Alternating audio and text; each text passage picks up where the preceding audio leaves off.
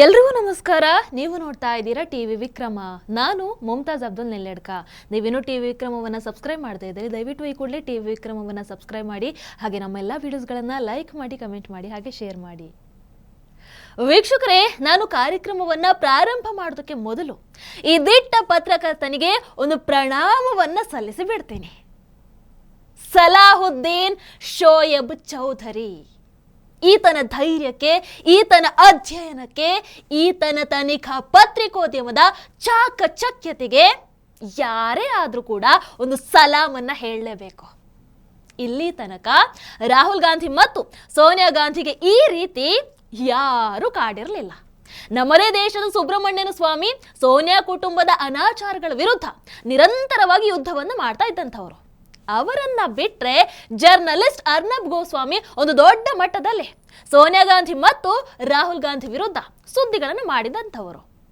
ಆದರೆ ಇವರಿಬ್ಬರನ್ನ ಕೂಡ ಮೀರಿಸುವಂಥ ಲೆವೆಲಿಗೆ ಈಗ ಬಾಂಗ್ಲಾ ಪತ್ರಕರ್ತ ಸಲಾಹುದ್ದೀನ್ ಚೌಧರಿ ರಾಹುಲ್ ಗಾಂಧಿ ಮತ್ತು ಸೋನಿಯಾ ಗಾಂಧಿ ಕುಟುಂಬವನ್ನ ಎಕ್ಸ್ಪೋಸ್ ಮಾಡ್ತಾ ಇದ್ದಾರೆ. ತಾವು ಭಾರತದಲ್ಲಿಲ್ಲ, ಭಾರತದ ಕಾನೂನು ತಮಗೆ ಏನು ಮಾಡೋದಕ್ಕೆ ಆಗಲ್ಲ ಅನ್ನುವಂಥ ಧೈರ್ಯದಿಂದ ಹೀಗೆ ಸ್ಫೋಟಕ ಸುದ್ದಿಗಳನ್ನು ಹೊರಗೆ ಬಿಡ್ತಾ ಇದ್ದಾರಾ, ಅಥವಾ ಸತ್ಯ ಹೇಳೋದಕ್ಕೆ ಎಲ್ಲಿದ್ರೆ ಏನಂತೆ ಅನ್ನುವಂತಹ ಸಾತ್ವಿಕ ಧೈರ್ಯನ? ಅಫ್ಕೋರ್ಸ್ ಒಬ್ಬ ಪತ್ರಕರ್ತ ಇರಬೇಕಾಗಿರುವಂಥದ್ದೇ ಹೀಗೆ. ವೀಕ್ಷಕರೇ, ಸಲಾಹುದ್ದೀನ್ ಚೌಧರಿ ಬಗ್ಗೆ ಮತ್ತೆ ಮತ್ತೆ ನಾನು ಪರಿಚಯ ಮಾಡಿಕೊಡುವಂಥ ಅಗತ್ಯ ಇಲ್ಲ ಅಂತ ಅಂದುಕೊಳ್ತೀನಿ. ಈಗಾಗಲೇ ಅವರು ಭಾರತದಲ್ಲಿ ಅತ್ಯಂತ ಸುದ್ದಿಯಲ್ಲಿರುವಂಥ ವ್ಯಕ್ತಿ. ಎಸ್, ಬಾಂಗ್ಲಾದೇಶದಲ್ಲಿ ಆಂತರಿಕ ಗಲಭೆ, ಪ್ರಧಾನಿ ಶೇಖ್ ಹಸೀನಾ ಪದಚ್ಯುತಿ, ಅಘೋಷಿತ ಗಡೀಪಾರು, ಅದಾದ ನಂತರ ಹಿಂದೂಗಳ ಮೇಲಿನ ಹಿಂಸಾಚಾರ, ಇವೆಲ್ಲವೂ ಕೂಡ ನಡೀತಾ ಇರುವಂತಹ ಸಂದರ್ಭದಲ್ಲಿ ಮುನ್ನೆಲೆಗೆ ಬಂದಂಥವರು ಸಲಾಹುದ್ದೀನ್ ಚೌಧರಿ. ಒಂದು ಬಿಗ್ ಬ್ರೇಕಿಂಗ್ ನ್ಯೂಸ್ ಮೂಲಕ ಇಂಡಿಯಾದ ಸೆನ್ಸೇಷನ್ ಆಗ್ತಾರೆ. ಬಾಂಗ್ಲಾದೇಶದಲ್ಲಿ ಹಿಂದೂಗಳ ವಿರುದ್ಧ ಹಿಂಸಾಚಾರ ನಡೆಯೋದ್ರ ಹಿಂದೆ ರಾಹುಲ್ ಗಾಂಧಿ ಕೈವಾಡ ಇದೆ. ಅದೇ ರೀತಿ ಅದೇ ಮಾದರಿಯಲ್ಲಿ ಭಾರತದಲ್ಲೂ ಕೂಡ ದಂಗೆಯನ್ನು ನಡೆಸಿ ಮೋದಿಜಿಗೆ ಮತ್ತು ಮೋದಿಜಿ ಸರ್ಕಾರಕ್ಕೆ ಅಪಾಯವನ್ನು ತಂದೊಡ್ಡುವಂತಹ ಟೂಲ್ ಕಿಟ್ ರೆಡಿ ಆಗ್ತಾ ಇದೆ. ಈ ಸುದ್ದಿಯನ್ನ ಬ್ರೇಕ್ ಮಾಡಿದ್ದೆ ಇದೇ ಸಲಾಹುದ್ದೀನ್ ಚೌಧರಿ. ಅದಾದ ನಂತರ ರಾಹುಲ್ ಜಾತಕ ಮಾತ್ರ ಅಲ್ಲ, ಆತನ ಜನ್ಮವನ್ನೇ ಜಾಲಾಡೋದಕ್ಕೆ ಶುರು ಮಾಡಿಬಿಟ್ಟ ಈ ನಿರ್ಭೀತ ಪತ್ರಕರ್ತ. ವೀಕ್ಷಕರೇ, ಸಲಾಹುದ್ದೀನ್ ಚೌಧರಿ ಬಾಂಗ್ಲಾದೇಶದ ಅತ್ಯಂತ ಪ್ರಭಾವಿ ಪತ್ರಕರ್ತ. ಬ್ಲಿಜ್ ಅನ್ನುವಂತಹ ಟ್ಯಾಬ್ಲಾಯ್ಡ್ ಮೂಲಕ ಜಿಹಾದಿಗಳ, ಇಸ್ಲಾಮಿಸ್ಟ್ಗಳ, ಟೆರರಿಸ್ಟ್ಗಳ ವಿರುದ್ಧ ಸೆಟೆದು ನಿಂತಿರುವಂತಹ ಸಾಹಸಿ. ಖುದ್ದು ಮುಸಲ್ಮಾನನೇ ಆದ್ರೂ ಕೂಡ ಮುಸಲ್ಮಾನರ ಜಿಹಾದಿ ಮನಸ್ಥಿತಿಯನ್ನ ಕಟುವಾಗಿ ವಿರೋಧಿಸ್ತಾ ಇರ್ತಾರೆ. ಜಗತ್ತಿನಿಂದ ಟೆರರಿಸಂ ಮತ್ತು ಜಿಹಾದ್ ಇವೆರಡನ್ನ ಕೂಡ ತೊಲಗಿಸಲೇಬೇಕು ಅನ್ನುವಂತಹ ಕನಸನ್ನ ಇಟ್ಕೊಂಡಿದ್ದಾರೆ. ಹೀಗಾಗಿ ಇವರು ಬಾಂಗ್ಲಾದೇಶದವರಿಗೆ, ಪಾಕಿಸ್ತಾನಿಗಳಿಗೆ, ಅದೇ ರೀತಿ ಭಾರತದಲ್ಲೇ ಇರುವಂತಹ ಸೂಡೋ ಸೆಕ್ಯುಲರಿಸ್ಟ್ಗಳಿಗೆ ವಿಲನ್. ಓಕೆ, ಮುಖ್ಯವಾದ ವಿಚಾರಕ್ಕೆ ಬರ್ತೇನೆ. ರಾಹುಲ್ ಗಾಂಧಿಯ ಲವ್ ಅಫೇರ್, ಹೆಂಡತಿ ಮಕ್ಕಳು ಇತ್ಯಾದಿಗಳ ಬಗ್ಗೆ ಕಂಪ್ಲೀಟ್ ರಿಪೋರ್ಟ್ ಕೊಟ್ಟಿರುವಂತಹ ಸಲಾಹುದ್ದೀನ್ ಚೌಧರಿ ಈಗ ಸೋನಿಯಾ ಗಾಂಧಿಯ ಜನ್ಮವನ್ನ ಜಾಲಾಡ್ತಾ ಇದ್ದಾರೆ. ನಾನು ಸುಮ್ಮನೆ ಮಾತಿಗೆ ಹೇಳ್ತಾ ಇರುವಂಥದ್ದಲ್ಲ. ಸಲಾಹುದ್ದೀನ್ ಚೌಧರಿ ಈಗ ಅಕ್ಷರಶಃ ಸೋನಿಯಾ ಗಾಂಧಿಯ ಜನ್ಮವನ್ನ ಜಾಲಾಡಿದ್ದಾರೆ. ಸೋನಿಯಾ ಗಾಂಧಿಗೆ ಪ್ರಶ್ನೆಗಳ ಮೇಲೆ ಪ್ರಶ್ನೆಯನ್ನ ಕೇಳ್ತಾ ಇದ್ದಾರೆ.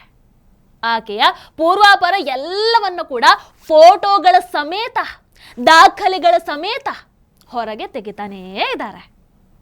ಆಕೆ ಹೇಳ್ಕೊಂಡು ಬಂದಿರುವಂತಹ ಸುಳ್ಳುಗಳನ್ನ ಫ್ಯಾಕ್ಟ್ ಚೆಕ್ ಮೂಲಕ ಆಚೆ ಹಾಕ್ತಾನೆ ಇದ್ದಾರೆ.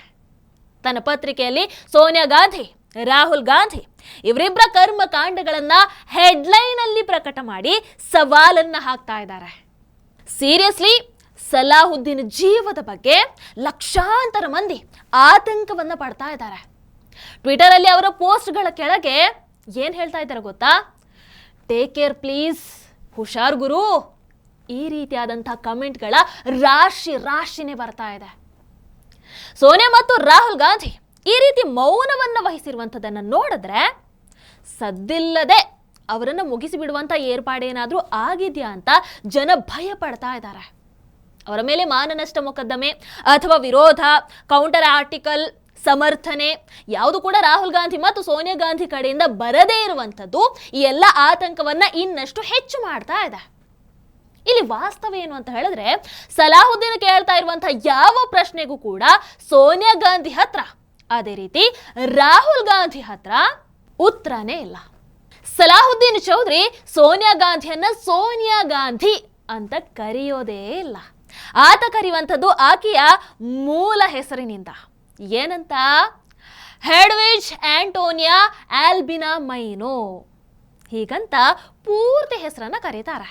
ಸೋನಿಯಾ ಗಾಂಧಿಯ ಪೌರತ್ವ ದಾಖಲೆಯನ್ನೇ ಪಬ್ಲಿಷ್ ಮಾಡಿರುವಂತಹ ಸಲಾಹುದ್ದೀನ್ ಅದರಲ್ಲಿ ಆಂಟೋನಿಯಾ ಮೈನೋ ಗಾಂಧಿ ಅಂತ ಸಹಿ ಹಾಕಿರುವಂಥದ್ದನ್ನು ಕೂಡ ತೋರಿಸ್ತಾನೆ. ಇಟಲಿಯಲ್ಲಿ ಒಂದು ಬಂಗಲೆ ಇದೆ, ಅದನ್ನ ಸೋನಿಯಾ ಗಾಂಧಿ ತನ್ನ ತವರು ಮನೆ ಅಂತ ತೋರಿಸ್ಕೊಳ್ತಾರೆ. ಆದ್ರೆ ಅದು ಸೋನಿಯಾ ಗಾಂಧಿ ತಗೊಂಡಿರುವಂಥದ್ದು ರಾಜೀವ್ ಗಾಂಧಿಯನ್ನ ಮದುವೆ ಆಗಿ ಆ ಕುಟುಂಬಕ್ಕೆ ಸೇರಿದ ಮೇಲೆ. ಯಾಕಂದ್ರೆ ಸೋನಿಯಾ ಗಾಂಧಿ ಹುಟ್ಟಿದ್ದು ಲೋಯರ್ ಮಿಡಲ್ ಕ್ಲಾಸ್ ಕುಟುಂಬದಲ್ಲಿ. ಇಷ್ಟು ದೊಡ್ಡ ಬಂಗಲೆ ತಗೊಳ್ಳುವಂಥ ಸಾಮರ್ಥ್ಯ ಅವರಿಗಂತೂ ಇರಲಿಲ್ಲ. 1960ರ ನಂತರ ರಾಜೀವ್ ಗಾಂಧಿ ಕುಟುಂಬವನ್ನ ಸೇರಿದ ಮೇಲೆ ಈ ಮನೆಯನ್ನು ಅವ್ರು ಕಟ್ಟಿಸಿರುವಂಥದ್ದು. ಹಾಗಾದ್ರೆ ಇದಕ್ಕೆ ದುಡ್ಡು ಎಲ್ಲಿಂದ ಬಂತು? ಅಕ್ರಮವಾಗಿ ಹೇಗೆ ಹಣ ವರ್ಗಾವಣೆ ಆಯಿತು? ಹೀಗಂತ ಸಲಾಹುದ್ದೀನ್ ಸೋನಿಯಾ ಗಾಂಧಿಯನ್ನ ಪ್ರಶ್ನೆ ಮಾಡ್ತಾ ಇದ್ದಾರೆ. ಯಾವುದಕ್ಕೂ ಅವರಿಂದ ಉತ್ತರ ಬಂದೇ ಇಲ್ಲ. ಸೋನಿಯಾ ಗಾಂಧಿ ಹಳೆ ಪ್ರಿಯಕರ ಒಬ್ಬ ಫುಟ್ಬಾಲ್ ಗೋಲ್ ಕೀಪರ್ ಆಗಿದ್ದ. ಆತನ ಹೆಸರು Franco ಲೂಯಿಸನ್.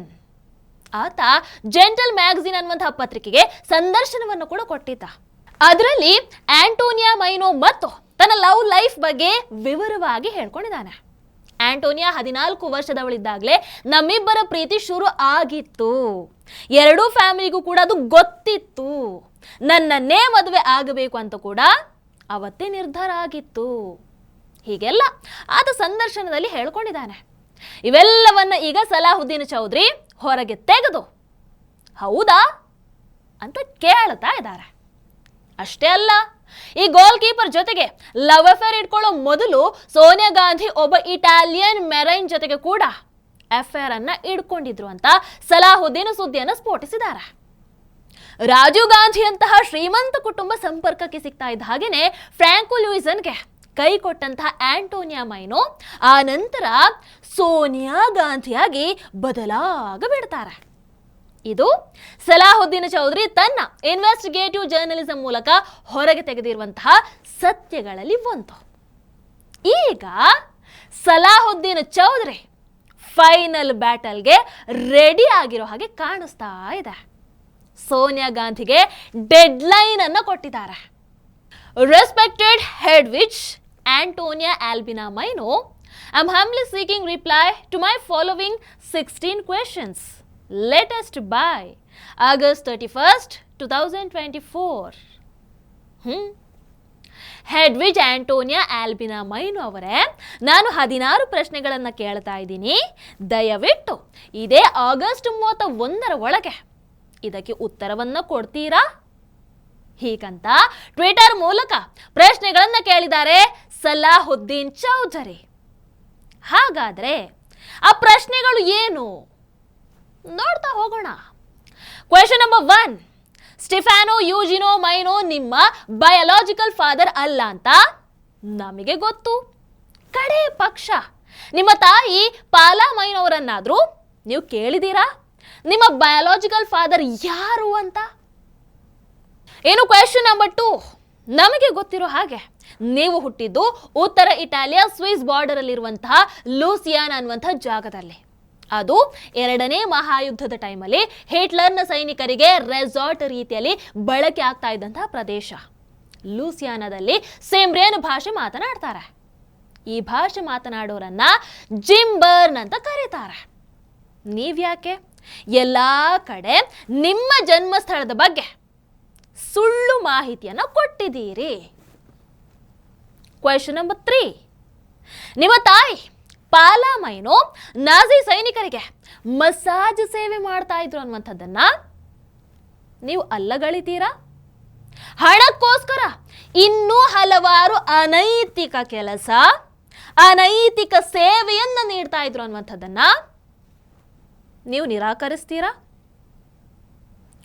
Question number 4, ಹೆಡ್ವಿಜ್ Antonia Albina minor ಒಬ್ಬ ನಾಜಿ ಸೈನಿಕನಿಗೆ ಹುಟ್ಟಿದಂತಹ ಅನೈತಿಕ ಸಂತಾನ ಅನ್ನುವಂಥದ್ದನ್ನ ನೀವು ಸುಳ್ಳು ಅಂತ ಹೇಳ್ತೀರಾ?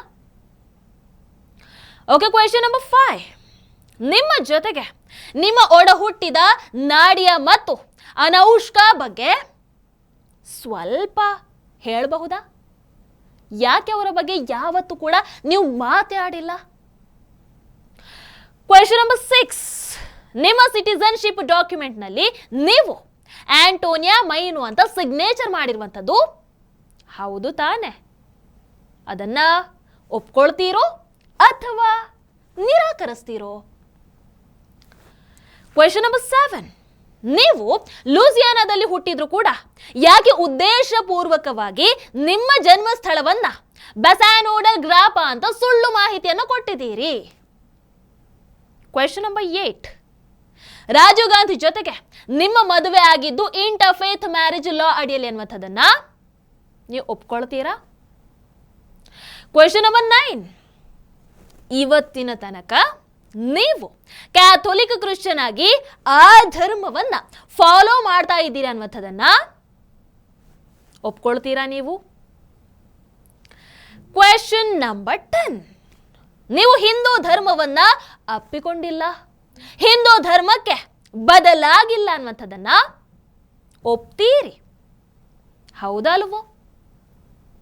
ಕ್ವೆಶ್ಚನ್ ನಂಬರ್ 11, ನೀವು ಕಾಲೇಜ್ ಮೆಟ್ಟಿಲೇ ಹತ್ತಿಲ್ಲ, ಆದರೂ ಕೂಡ ನಿಮ್ಮ ಶಿಕ್ಷಣದ ಬಗ್ಗೆ ಸುಳ್ಳು ಮಾಹಿತಿಯನ್ನ ನೀಡಿದ್ದೀರಿ, ಹೌದೋ ಅಲ್ವೋ? ಕ್ವೆಶ್ಚನ್ ನಂಬರ್ 12, ನೀವು ಸಲ್ಮಾನ್ ತಾಸಿರ್ ಅನ್ನುವಂತಹ ಪಾಕಿಸ್ತಾನಿ ಒಬ್ಬನ ಜೊತೆಗೆ ಲಂಡನ್ ಆಫೀಸಲ್ಲಿ ಕೆಲಸವನ್ನ ಮಾಡ್ತಾ ಇದ್ದೀರಿ ಅನ್ನುವಂಥದ್ದನ್ನ ಒಪ್ಕೊಳ್ತೀರಾ? ಕ್ವೆಶ್ಚನ್ ನಂಬರ್ 14, ಪಾಕಿಸ್ತಾನದ ಗುಪ್ತಚರ ಇಲಾಖೆ ISI ಮುಖ್ಯಸ್ಥ ಬ್ರಿಗೇಡಿಯರ್ ರಿಯಾಜ್ ಹುಸೇನ್ ಜೊತೆಗೆ ನೀವು ಮೀಟಿಂಗ್ ಅನ್ನ ಮಾಡಿದ್ದು, ಆ ನಂತರ ನಿರಂತರ ಮಾತುಕತೆ ಮತ್ತು ಸಂಪರ್ಕವನ್ನ ಇಟ್ಟುಕೊಂಡಿದ್ದು ನಿಜಾನೋ ಸುಳ್ಳು? ಕ್ವೆಶ್ಚನ್ ನಂಬರ್ 15, ನವೆಂಬರ್ 7, 2014 ತನಕ ನೀವು ಪಾಕಿಸ್ತಾನದ ISI ಚೀಫ್ ಲೆಫ್ಟಿನೆಂಟ್ ಜನರಲ್ ಜಹೀರುಲ್ ಇಸ್ಲಾಂ ಜೊತೆಗೆ ಸಂಪರ್ಕದಲ್ಲಿ ಇದ್ರಿ, ಇದು ಸತ್ಯನಾ ಸುಳ್ಳ? ಕ್ವೆಶ್ಚನ್ ನಂಬರ್ 16, ನಿಮ್ಮ ಹಳೆ ಬಾಯ್ ಫ್ರೆಂಡ್ ಫ್ರಾಂಕೋ ಲೂಯಿಸನ್ ಜೊತೆಗೆ ನೀವು ಖಾಸಗಿ ಸಮಾರಂಭದಲ್ಲಿ ಮದುವೆ ಆಗಿ ಆ ನಂತರ ಯುಕೆಗೆ ಹಾರಿದ್ದು ನಿಜಾನೋ ಸುಳ್ಳು? ಹೀಗೆ ಸಾಲು ಸಾಲು ಪ್ರಶ್ನೆಗಳನ್ನ ಸೋನಿಯಾ ಗಾಂಧಿ ಮುಂದೆ ಎಸೆದು ಆಗಸ್ಟ್ 31 ಒಳಗೆ ನನಗೆ ರಿಪ್ಲೈ ಮಾಡ್ತೀರಾ ಅಂತ ಸಲಾಹುದ್ದೀನ್ ಕೇಳಿದ್ದಾರೆ. ಸೋನಿಯಾ ಗಾಂಧಿಯ ಪಾಸ್ಟ್ ಅನ್ನು ತಗೊಂಡು ನಮಗೆ ಏನಾಗಬೇಕು, ಅಥವಾ ಸೋನಿಯಾ ಪರ್ಸನಲ್ ವಿಚಾರ ಪಕ್ಕದ ದೇಶದ ಪತ್ರಕರ್ತನಿಗೆ ಯಾಕೆ ಬೇಕು ಅಂತ ನೀವು ಕೇಳಬಹುದು, ಹೌದಲ್ವೋ? ವೀಕ್ಷಕರೇ, ಸಲಾಹುದ್ದೀನ್ ಕೇಳಿರುವಂತಹ ಪ್ರಶ್ನೆಗಳಲ್ಲಿ ಕೆಲವು ಪರ್ಸನಲ್ ಇರಬಹುದು ಆಫ್ಕೋರ್ಸ್, ಆದರೆ ಪಾಕಿಸ್ತಾನಿ ISI ಜೊತೆಗೆ ಸಂಪರ್ಕವನ್ನು ಹೊಂದಿರುವಂಥದ್ದು ತನ್ನ ಐಡೆಂಟಿಟಿ ಆಗಿರಬಹುದು, ತನ್ನ ಪೌರತ್ವ ಆಗಿರಬಹುದು, ತನ್ನ ಧರ್ಮ ಆಗಿರಬಹುದು, ಈ ವಿಚಾರಗಳಲ್ಲಿ ತಪ್ಪು ಮಾಹಿತಿಯನ್ನು ನೀಡಿರುವಂಥದ್ದು, ಇವೆಲ್ಲವನ್ನ ಪರ್ಸನಲ್ ಅಂತ ಹೇಳೋದಕ್ಕೆ ಸಾಧ್ಯ ಇಲ್ಲ. ಒಪ್ಕೊಳ್ತೀರಾ? ಹೀಗಾಗಿ ಸಲಾಹುದ್ದೀನ್ ಹಾಕಿರುವಂತಹ ಪ್ರಶ್ನೆಗಳನ್ನ ನಾವು ಇಲ್ಲಿ ಸೀರಿಯಸ್ ಆಗಿ ತಗೊಳ್ಬೇಕಾಗತ್ತೆ. ಅಂಡ್ ಮೋರ್ ಓವರ್, ನಮಗೆಲ್ರಿಗೂ ಗೊತ್ತಿರೋ ಹಾಗೆ ರಾಹುಲ್ ಗಾಂಧಿ ವಿದೇಶಗಳಿಗೆ ಹೋಗಿ ಅಲ್ಲಿನ ಏಜೆನ್ಸಿಗಳನ್ನ, ಅಲ್ಲಿನ ಕಂಪನಿಗಳನ್ನ, ಅಲ್ಲಿನ ಪತ್ರಿಕೆಗಳನ್ನ ಭಾರತದ ವಿರುದ್ಧ ಚೂ ಬಿಡ್ತಾ ಇರ್ತಾರೆ. Hindenburg was the latest example as you know. So Salahuddin ಅವರು ಸೋನಿಯಾ ಗಾಂಧಿ ಮತ್ತು ರಾಹುಲ್ ಗಾಂಧಿಯನ್ನ ಪ್ರಶ್ನಿಸಿರೋದ್ರಲ್ಲಿ ತಪ್ಪು ಇಲ್ಲ, ಹೌದಲ್ವೋ? ನೋಡೋಣ ಸೋನಿಯಾ ಗಾಂಧಿ ಕಡೆಯಿಂದ ಇವೆಲ್ಲದಕ್ಕೂ ಕೂಡ ಸ್ಪಷ್ಟನೆ ಬರುತ್ತಾ ಅಂತ, ಅಥವಾ ಇಷ್ಟೆಲ್ಲ ಹುಂಬ ಧೈರ್ಯವನ್ನ ತೋರಿಸ್ತಾ ಇರುವಂತಹ ಸಲಾಹುದ್ದೀನ್ ಚೌಧರಿ ಜೀವಂತವಾಗಿ ಉಳಿತಾರ ಅಂತ ನೀವೇನಂತೀರಾ? ದಯವಿಟ್ಟು ಕಾಮೆಂಟ್ ಮೂಲಕ ತಿಳಿಸಿ. ಹಾಗೆ ವಿಡಿಯೋ ನಿಮಗೆ ಇಷ್ಟ ಆದಲ್ಲಿ ಲೈಕ್ ಮಾಡಿ, ಶೇರ್ ಮಾಡಿ. ನಮಸ್ಕಾರ. ಟಿವಿ ವಿಕ್ರಮ, ದೇಶ ನಿಮ್ಮ ಕೈಯಲ್ಲಿ. ಈ ಕಾರ್ಯಕ್ರಮ ನಿಮಗೆ ಇಷ್ಟ ಆಗಿದ್ದಲ್ಲಿ ಲೈಕ್, ಶೇರ್ ಹಾಗೂ ಕಮೆಂಟ್ ಮಾಡಿ. ಟಿವಿ ವಿಕ್ರಮದ ಕಾರ್ಯಕ್ರಮಗಳನ್ನು ನಿರಂತರವಾಗಿ ವೀಕ್ಷಿಸಲು ಸಬ್ಸ್ಕ್ರೈಬ್ ಮಾಡಿ, ಬೆಲ್ ಐಕನ್ ಒತ್ತಿ.